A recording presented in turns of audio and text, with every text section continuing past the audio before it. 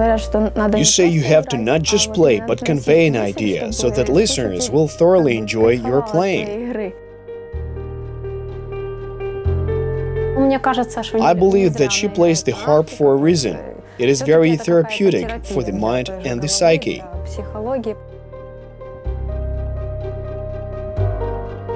It is a very gentle instrument, and I get a sense of peace of mind when I listen to gentle music.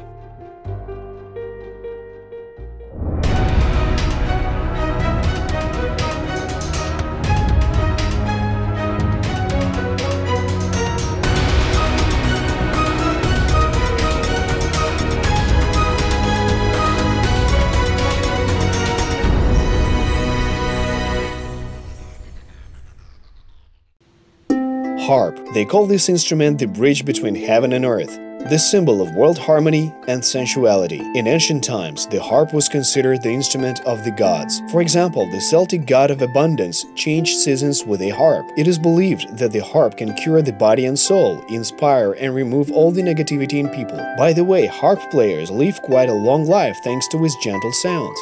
In any orchestra, the harp has been named none other than the queen of all instruments. What is the first thing they see in an orchestra? The harp. And when you're in the orchestra in a theater, what does everyone look at? Children come to look at the harp and listen. It is fascinating. After all, beauty is always fascinating. Its sound and the instrument itself is beautiful. The beauty of the harp, which resembles a wing of a fantastic butterfly, also did not leave our heroine, 15-year-old Anastasiya Subina, indifferent. Initially, her parents took Anastasiya to a general development music school, so the child would develop harmoniously. It was an ordinary day. I walked out of my ordinary school and my mother met me as usual. She said, "Let's take you to a music school." And I replied, "Sure, everything's always great." So we came to a music school a bit late and we were offered what hadn't been taken yet: harp, violin, domra, and some other instrument that I can't recall. So I had that choice, and I didn't know how any of these instruments looked apart from the violin. I knew that my father had tried playing the violin, but he didn't like it, so the violin wasn't an option for me. Moreover, the harp sounded more appealing than the other instruments. We went into a room where I saw that huge instrument called a harp, and I immediately said, "Yes, it's cool, I'm going to play it." Anastasiya's harp weighs about 40 kilograms. It has 7 pedals and 47 strings. C is red and E is blue. If you opened a piano, you would see that it has 3 black keys and 2 black keys. This helps a person orient themselves on the keyboard. But on a harp, we have blue and red ones, and the rest are yellow and white. The harp can be called a capricious instrument because it requires certain conditions and needs to be protected from drafts. Changes in the weather greatly affect the instrument. The fact is that the strings and the wood absorb moisture, and if the air is humid or the temperature changes, it's either cold or hot. It's the same with the piano, but it's closed, while with the harp, all the strings are in the open. The strings in a piano are protected in a box, but the strings of a harp are not. That's the reason why harp needs to be tuned up constantly. In one moment, the young Anastasiya began studying at the Kiev Children's Music School under the tutelage of the harp teacher Lydia Fedulova. She gradually learned all the subtleties of playing this magical instrument. She used to be so stubborn. I told her to do one thing, and she would do the opposite on her own. When kids are small, they're afraid of everything. Everything's scary, and it seems to them that nothing will work out. But everything turns out great in the end. Anastasiya was on friendly terms with the harp almost immediately, although the young harp player was slightly short in height. For the first couple months, I played standing up. People usually play the harp sitting, but I had to stand. Then we found something I could sit on, and I started to play it in that position. I can say that there were no difficulties at all. Even compared to my youngest daughter who plays the piano, it was incredibly difficult for her to learn. I think it was even harder than playing the harp. There were no difficulties for Anastasiya simply because she liked what she did. The sound of the harp seems to envelop everything around you. It mesmerizes, and it makes you think you've ended up in a magical forest with fantastic inhabitants. I think it's a very gentle instrument, and I really like such soft music. But actually, if you need to convey a serious thought and say stop it, then the harp can also scream out.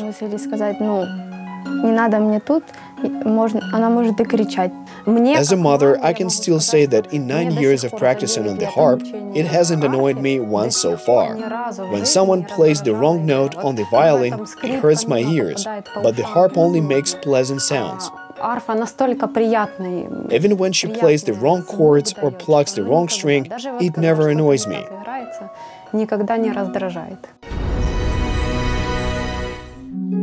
Over 9 years of studying at the music school, Anastasiya has given a lot of performances and played in many competitions.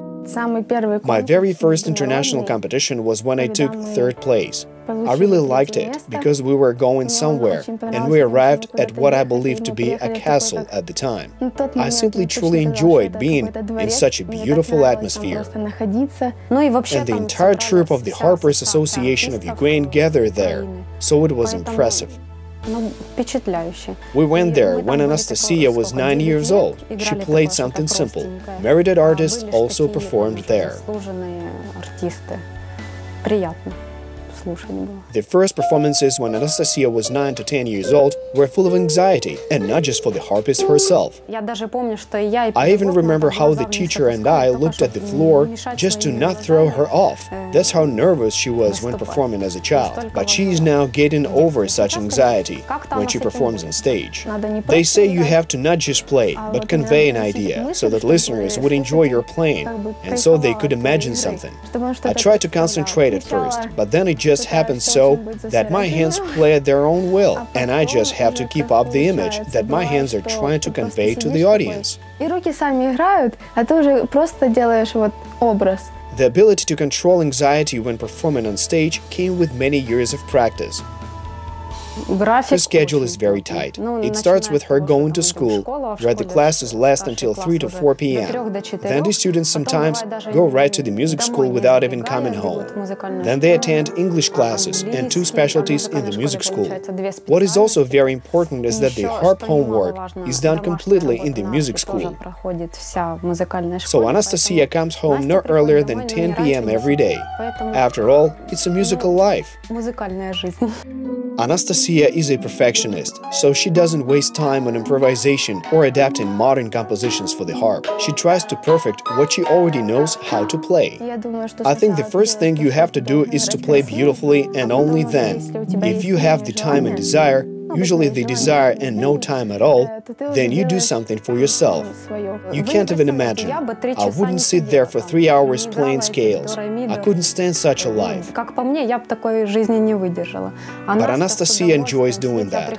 I come to listen to the last hour of her classes, and she enjoys every moment that she is there.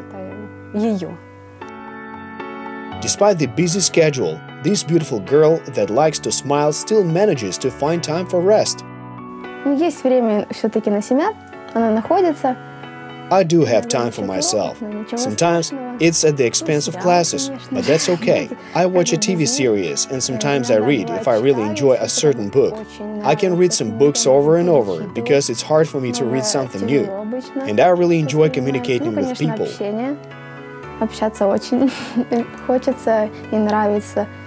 That is likely the reason why, in the future, Anastasiya dreams of performing as part of an orchestra, traveling and communicating a lot. And if I play well, I think it would be fun to go somewhere to play with the band, because it is like a family to me. I also firmly believe that when you're going on tour with a band to any venue in any city, you don't think about how you are going to play, but about how you are all going to have a good time.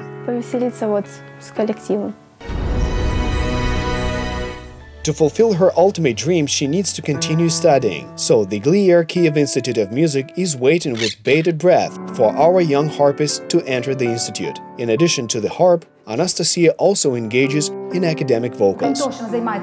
In addition to practicing vocals with me, there is also the Angelores ensemble, which takes up a lot of time. Just 2 days ago, we were singing with an organ accompaniment in the Kiev suburban town of Vorzel, and Anastasiya was part of the ensemble. I think Anastasiya gets more anxious when she sings, rather than when she plays the harp. I really like when she sings as part of an ensemble, and I think that she also enjoys when they sing together on stage with different voices.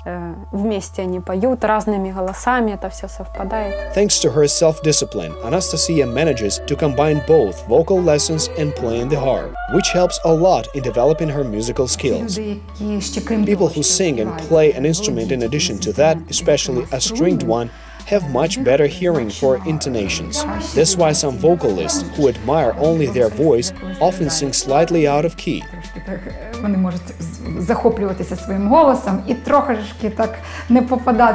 Playing the violin, harp or bandura really helps sharpen one's intonational hearing.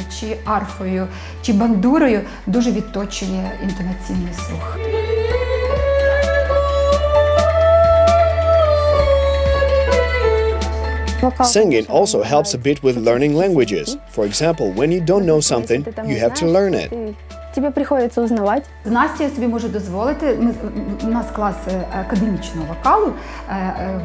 for Anastasiya, during academic vocal classes, with a repertoire consisting of Western European areas in the German, Italian and French languages, I can afford to take samples of Western European vocal music and we can sing them in the original language without focusing on them too strongly.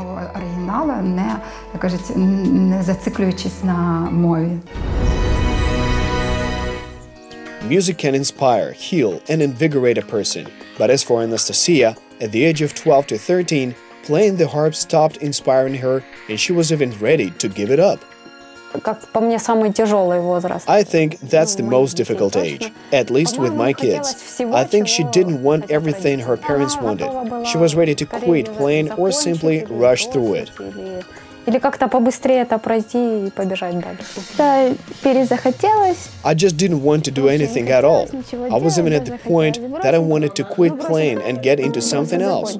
But the desire to quit everything soon passed, and now Anastasiya plans to become a professional musician, although her younger sister Katerina is against the idea.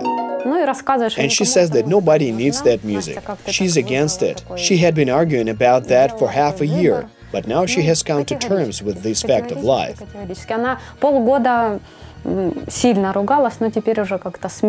The harpist herself is fairly calm about that opinion, seeing as music is eternal, and our lives would be boring without such beautiful sounds.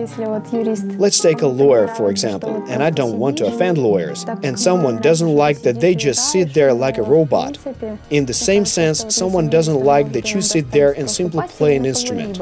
But I think that the demand for lawyers or for some other specialists may decrease. But even if such demand for musicians decreases, it won't be for long, because robots don't perform live music. My friend and I had a conversation about how many professions are disappearing because of technology. And I was thinking to myself, well, music shouldn't suffer that much from it, because in any case, people have much more feelings than robots do. Daring and talented, bold and restless, self-dependent and happy. They are our future. They're the future of Ukraine.